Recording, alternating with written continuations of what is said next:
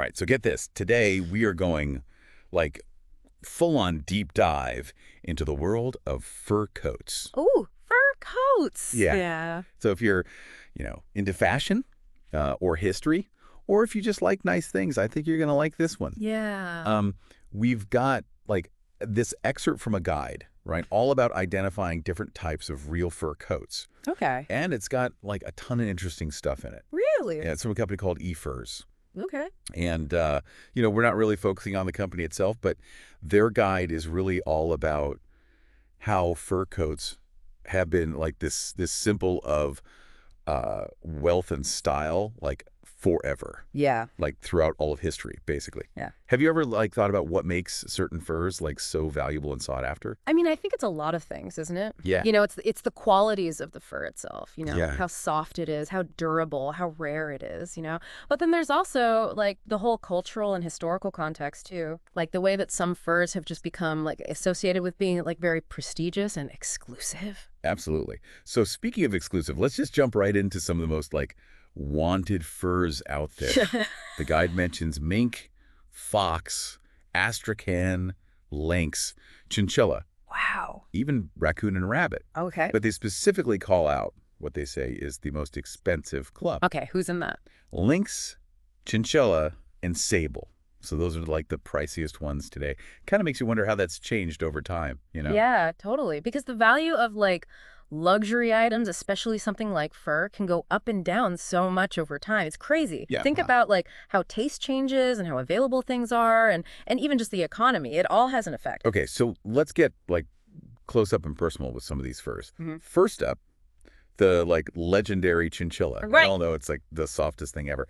But like this guide, they say it has over 20,000 hairs per square centimeter. Whoa. Yeah, it's crazy. That's a lot.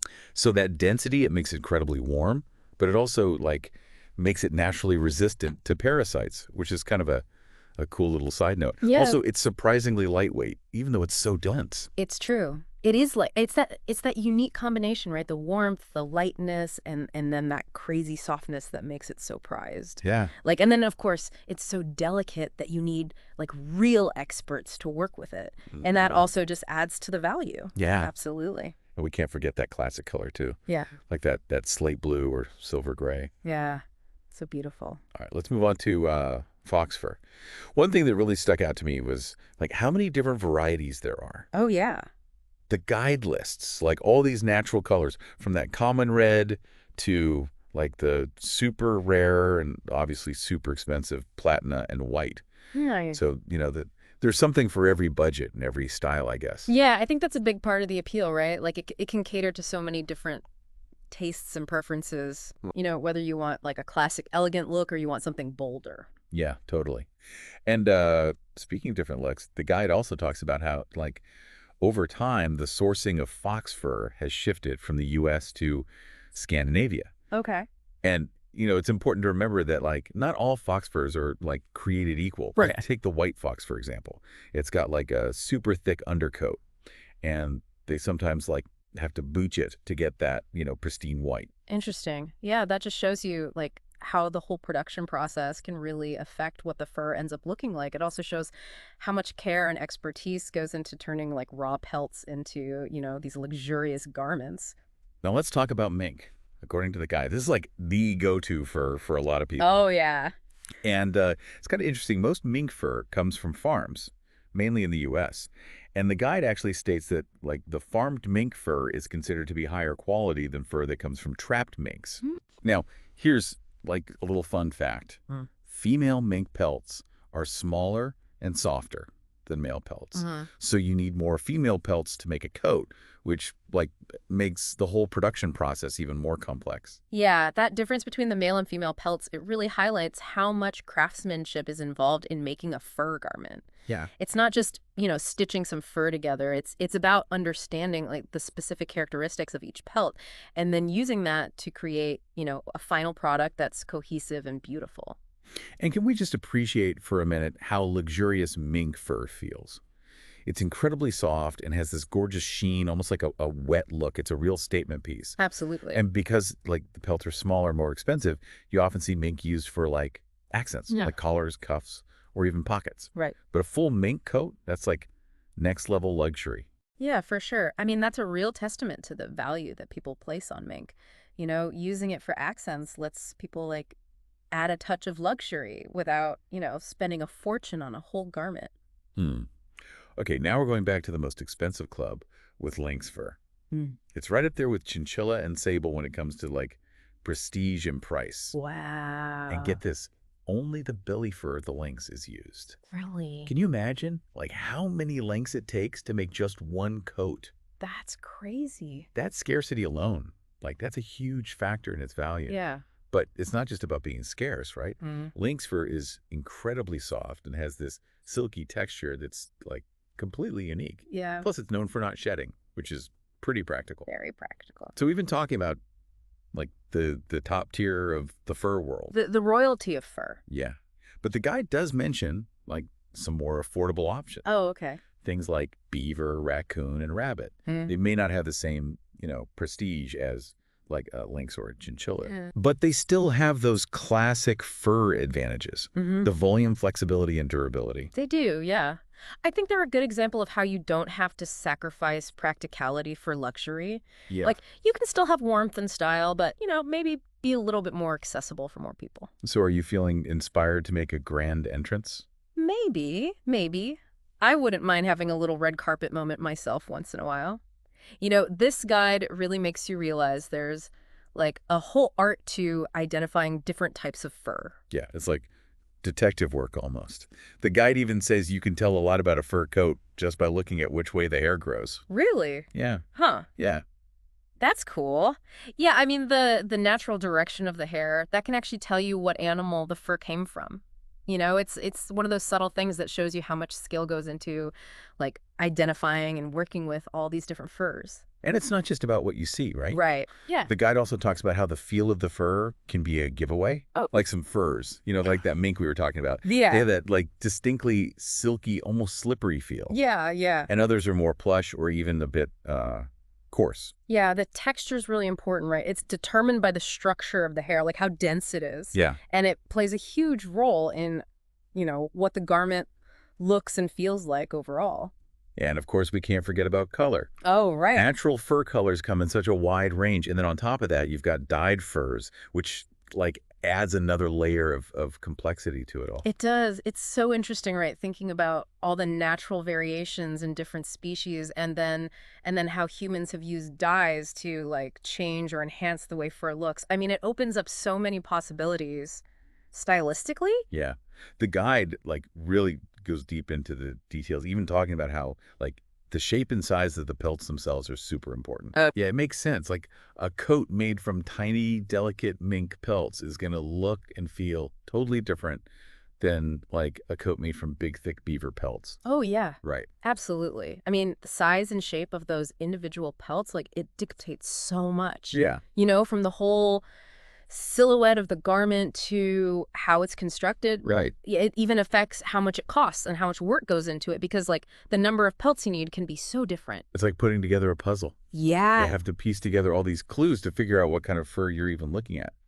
I also like really love that this guide teaches you some fur terminology. Okay. Like stuff I'd never really thought about before, like guard hairs and under fur. Oh, cool. Yeah. Yeah, those are good examples of how fur is like way more complicated than you might think at first. The guard hairs, they're that outer layer and they kind of protect the fur and they're usually what gives it its color too. And then the under fur, that's all about insulation, It makes it denser and softer. Honestly, this whole deep dive has made me so curious about like the history of fur. Yeah. And how it's affected fashion and culture. Yeah. Makes you think about how these like luxurious garments have changed over time. Mm-hmm. And how they're still being reinterpreted today. Yeah, it's a fascinating history. Like there's so much tied up in it, trade, exploration, changing social norms. Yeah. It's a story that spans like continents and centuries. Yeah. And it's still influencing fashion today. While our guide is all about identification, it's important to acknowledge that there are a lot of different opinions about using fur in the fashion industry today. Yeah, for sure. And these are like ongoing conversations. Yeah, you're totally right. Like, if you're going to be a smart consumer, you need to know about where the fur comes from, like the sourcing practices and animal welfare concerns, and how fur production impacts the environment. It's kind of interesting how certain furs seem to like project a certain personality or style. Oh, yeah. Yeah, like I always picture lynx fur on like someone super bold and glamorous, Uh, and chinchilla feels more like refined and elegant. that's a great observation, actually. The type of fur someone chooses can definitely, like, reflect or even, like, project certain personality traits or stylistic preferences. Yeah. It's like a form of self-expression, like it's a way of communicating through like what you wear. And we can't forget about the role of like designers and artisans Oh yeah. in shaping how fur is used. Right. They've turned it into like wearable art, Hmm. from classic silhouettes to like crazy avant-garde creations. It's true. And it's not just high fashion either. Right. You see fur in everyday stuff too, like hats, gloves, even like home decor. Yeah, totally. I think that versatility is part of what makes fur so enduring. Yeah. It's not just about trends, it finds its way into all these different things. Right. And then, of course, there's that like sensory experience, that feeling of softness and warmth and luxury against your skin. Yeah. It's really special. It's like you said earlier, fur is more than just like a material. Yeah. It makes you feel things. It brings back memories. It has all these cultural associations. Exactly. Fur has such a rich and complicated history. Yeah. And it's all tied up with human culture, fashion, ethics. Right. I think like understanding all those different sides of it helps us appreciate what it really means. And all this talk about the different types of fur and how they're unique, it makes me think about like the craftsmanship that goes into making a fur coat. Oh, yeah. It's a real art form, taking those raw pelts and turning them into like a finished garment. Oh, yeah. It absolutely is. It takes so much skill and expertise. Yeah. It's incredible. Like you have to select the pelts and cut them and shape them and sew them, and you have to do it all while like keeping the natural beauty of the fur. I can imagine there are like so many techniques and styles involved. Oh, tons. The guide mentions things like letting out and dropping pelts. Uh-huh. Which sounds like really intricate. Yeah, those are great examples of like the precision and artistry involved. Yeah. Letting out, that's when they carefully slice the pelt and sew it back together to make it longer and flowier. And dropping, that's when they arrange the pelts in like a cascading pattern Oh, wow. to make the garment drape better and move more gracefully. It's like they're sculpting with fur. It really is, yeah. And then you've got all those finishing touches too. Right. The linings, the closures, the embellishments, Right. all those details, they play a role in, how the coat looks and how well it works. You're right. Those finishing touches are what take it from just like a functional thing to a real piece of art. Totally. They show the designer's vision and the wearer's personal style. Exactly. And speaking of personal style, it's fascinating how a fur coat can become like such a signature piece for someone, Yeah. Reflecting their personality and their tastes. Yeah, it's a statement piece. For sure. And the fact that they last so long, it's incredible. Yeah. If you take good care of them, these coats can last for generations. It's right. That's a big part of why people love them, I think. They're an investment, like a timeless piece that you can treasure and pass down. Yeah. It shows that you care about quality and craftsmanship and lasting value. So as we're wrapping up our deep dive into fur coats, what's the one thing our listener should take away? Like what should they be thinking about when they see these different furs out in the wild? I think the main thing is to just like appreciate how complex fur is, both as a material and as something that has cultural meaning. Yeah. From the unique things about each animal to the artistry that goes into making the garment. There's so much to discover. It's about going deeper and understanding the history, the craftsmanship, and the ethical stuff too. That's all connected to this material. Yeah, it's like we've peeled back the layers of like this luxurious fur coat and revealed all the stories that are woven into it. Exactly. Hopefully this deep dive has made you curious to learn more. Yeah. And to like look at fur with a more informed eye. Who knew there was so much to discover, like underneath that soft, luxurious surface? It's a good reminder that even the things we think we know, like they can surprise us if we take the time to really look at them. So next time you see a fur coat, think about everything we've talked about today. Yeah. You might see it in a whole new light. So, it's easy to get like caught up in the glamour and the luxury of fur coats. But this deep dive has really shown like how much craftsmanship and artistry goes into making them. It's it's more than just fashion. It's like a skilled trade with this long history. It really is. Like, think about the journey those pelts take. Yeah. From the animal to the workshop to the final garment. It's pretty amazing. Every step requires such a deep understanding of the material and like a real dedication to preserving its beauty. The guide even talks about how furriers use these techniques called nailing and tacking to like shape and mold the fur, almost like a sculptor working with clay. It's true. Those techniques show you how precise they have to be. Yeah. Like nailing and tacking let the furrier control how the garment drapes and flows. That's how they create those like elegant lines and silhouettes. And it's not just about the overall look. Right. The guide also talks about like how important the small details are, Yeah. like matching the color and texture of the pelts to create this like seamless look. Totally. It's those subtle details that make the difference between, a good fur coat and an amazing one. Yeah. It's about paying attention to every little thing, every stitch, every seam to make a garment that's truly a work of art.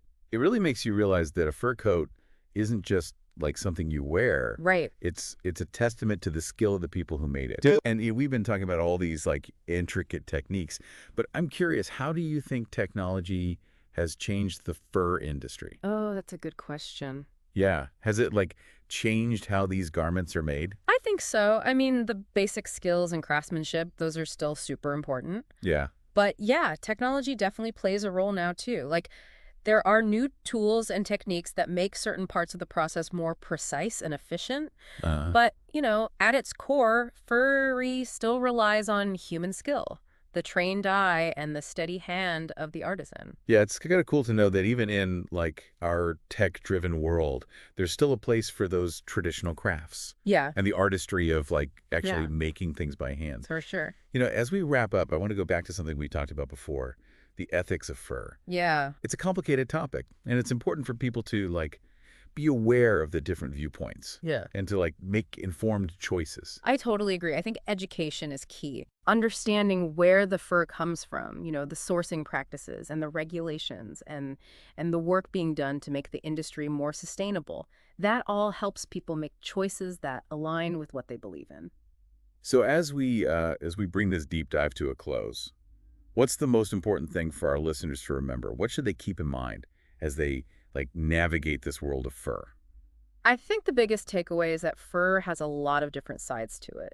It's a material with a rich history. It's a symbol of luxury and status. It's a testament to human artistry, and it's a topic of ongoing debate.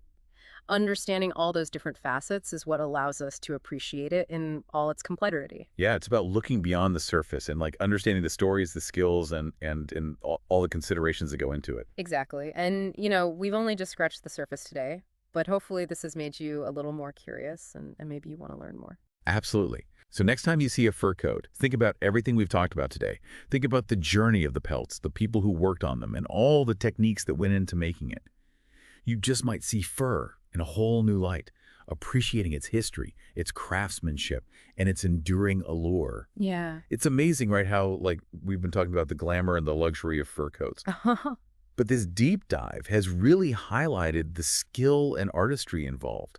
Like it's more than just like a fashion statement, Yeah, absolutely. The craft, a trade with this like rich history. It really is. Think about it, like the journey those pelts take. Right. From the animal to the artisan's workshop Yeah. to the final garment. It's quite a process. Yeah. And each step requires like a real understanding of the material and a dedication to like preserving its natural beauty. Yeah.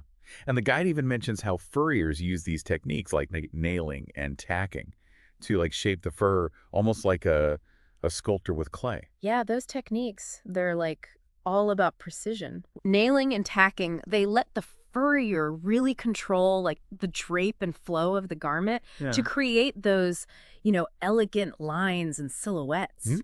And it's not just about the big picture either. No. The guide also talks about like these tiny details, like how important it is to match the color and texture of the Oh, pelts for sure. to get that, like, seamless, harmonious look. Absolutely. It's those little things that separate like a good fur coat from a truly exceptional one. Right. It's that attention to every single detail, every stitch, every seam. That's what makes it a work of art. It makes you realize that if That's a great question. I think while the fundamental skills, the craftsmanship, those are still essential, technology definitely plays a role. Uh-huh. There are like new tools and techniques now that allow for more precision, more efficiency. Yeah. But at its heart, furriery, it still depends on the human touch. The Yeah. trained eye, the steady hand of the artisan. Right, right. It's nice to know that even in our, like, tech-obsessed world, there's still a place for that traditional craftsmanship. Yeah, For the artistry of, like, making something with your own hands. absolutely. As we wrap up, I want to go back to something we touched on earlier, the ethics of fur. Oh, yeah. It's complex. Yeah. And it's important that people are aware of the different viewpoints and make, informed choices. I completely agree. Education is so important. Yeah. Understanding like how the fur is sourced, Right. the regulations, the efforts to make the industry more sustainable. That all helps people make choices that are like in line with their values. So, as we bring this deep dive to a close, what's like the most important thing for our listeners to take away? What should they remember as they like go out into the world and encounter fur? I think the biggest takeaway is that it's multifaceted. It's a material with like this incredible history. It's a symbol of luxury and status. It's a testament to human skill and artistry. And it's a topic that sparks a lot of debate, I think, understanding all of that. That's what allows us to appreciate it in all its complexity. Right. It's about going deeper beyond just the surface and Exactly. recognizing the stories, the skills, the considerations that go into it. Absolutely. And, we've really only scratched the surface today. Right. But hopefully, this has sparked some curiosity and maybe, inspired you to learn a bit more. Yeah, I hope so. So the next time you see a fur coat, remember everything we've explored. Think about the journey of those pelts, the hands that shaped them, the intricate techniques that brought it all together. You might just see fur in a whole new light, appreciating its history, its craftsmanship, and, yeah, its enduring allure. Yeah, I think that's a great takeaway.